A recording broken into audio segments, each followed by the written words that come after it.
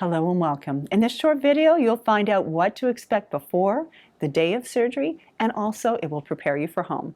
Hi, my name is Roz Barron. I'm the Bariatric Coordinator and one of the nurse leaders for Reston Hospital Center. Our goal is to give you excellent care. Should you or your family have any concerns or comments, please do let us know. You are in safe hands here at Reston Hospital. We are accredited by a regulatory body, the MBSAQIP. We all work together to help you through your process. In preparation for your surgery, 2 to 4 weeks prior, please see your doctor for any tests and make sure clearances are done. Stop smoking and no alcohol intake. For women, use appropriate birth control method as directed by your OBGYN. Also, schedule your preoperative appointment 2 weeks prior to surgery at Reston Hospital by calling the number on this slide. This is typically done over the phone. During the preoperative appointment, you will go over your medical and surgery history. At this time, you'll want to have a current list of any medications, including any over-the-counter medications, handy so you can talk to the nurse about this. Also, please have your orders from your surgeon, list of doctors with contact numbers and pharmacy information. You'll be told if you need any tests and how to prepare for your surgery. What to bring on your day of surgery. Please do bring your ID, insurance card, any adaptive equipment such as eyeglasses or hearing aids. You can also have loose-fitting clothes. If you would like, bring a favorite pillow and, of course, a list of your current medications. You are encouraged to bring a family member or friend to sit with you as you recover. On the day of surgery, you want to register at Pavilion 2. Registration area is located on the first floor at 1850 Town Center. Please do arrive 2 hours ahead. You'll be greeted by a pre-op nurse and you will meet the anesthesiologist and most likely your surgeon. An intravenous catheter will be inserted into your arm, blood might be drawn, and then you're off and rolling to the OR. You'll have the pre-op staff who will take you to the operating room. Surgery takes different amounts of time. Yours could be anywhere between 1 and 3+ hours, depending on your type and any history. Your surgeon will be the best to answer this question. The next step is you will wake up in the recovery room, which will then be about another hour to 2 hours.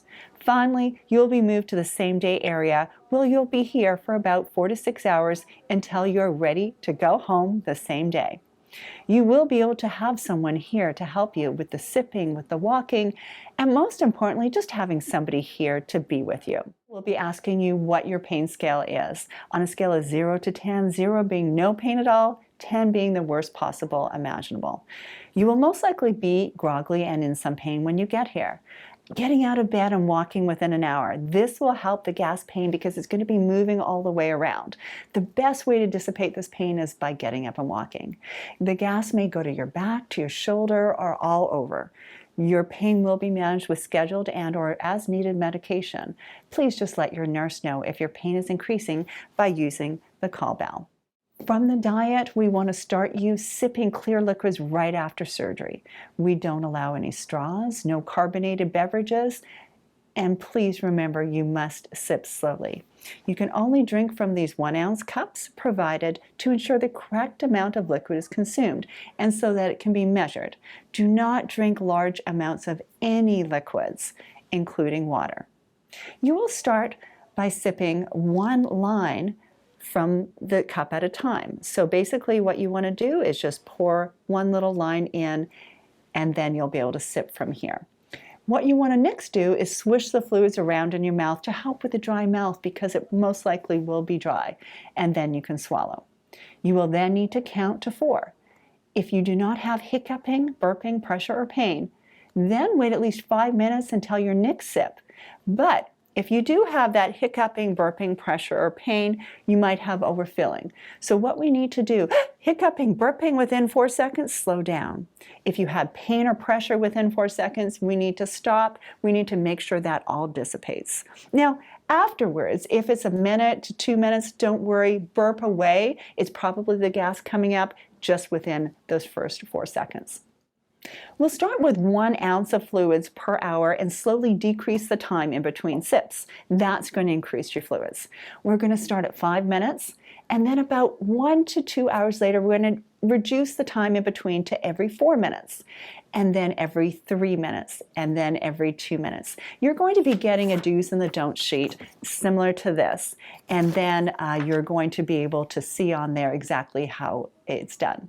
We'll be counting the cups, so please do put the cups into a little container so that we can see your progression. If you have a family member or friend that can certainly help you with this, we would love to have them in the room. At home, continue to take your pills at least 5 minutes apart. Why we want you to do this is even though you'll be at about every 2 minutes at home taking a sip, we want to make sure that you don't overfill. So especially if it's a larger pill, that actually will put volume into that new pouch or stomach. So taking pills 5 minutes apart at the hospital and at home, that's the perfect way to do that. The protein shakes start the next day at home. Please make sure that you do take adequate protein as per your surgeon's instructions. With all fluids combined at home, we want you to get up to 64 ounces. Now you can start at 48, but we want to get you up to the 64. Nurses are in navy blue. They give you medications or check your IV. Techs are in green. They help walk you, take your vital signs, do anything for comfort. You will be using your incentive spirometer 10 times an hour while you're awake. You'll also be bringing this home. This is to help prevent pneumonia. Also, after you use the incentive spirometer, put a pillow and cough. That's going to help get rid of some of that mucus in your lungs, and that will feel much better as well.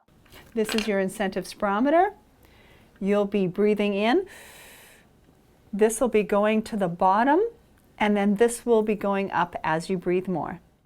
The nurse and the tech will visit you regularly to make sure that all your needs are being met. And if we're not, just give us a call on the call bell, and we'll be able to help you. You will get discharge papers with bariatric information on what you need to know when you get home, including diet information. Please do read about the incision care. No rubbing on your new incisions. We need to walk, walk, walk, sip, sip, sip, and of course call your surgeon for any signs and symptoms of a blood clot or any concerns. Please do make sure you book your follow-up appointment, and you will also get the hospital discharge paperwork. With the hospital discharge paperwork, you'll also see a list of your medications and any new ones that are listed. So in summary, we've gone over information on pre-surgery, the day of surgery, and a look at your plan for discharge home. If you have any questions, feel free just to send me an email. Thank you so much for watching this video. Good luck with your surgery. Above all else, we are committed to the care and improvement of human life. The team here at Reston Hospital is looking forward to seeing you soon. Please make sure you put your name and the date of surgery after this video just below it. Thanks so much. Have a great day.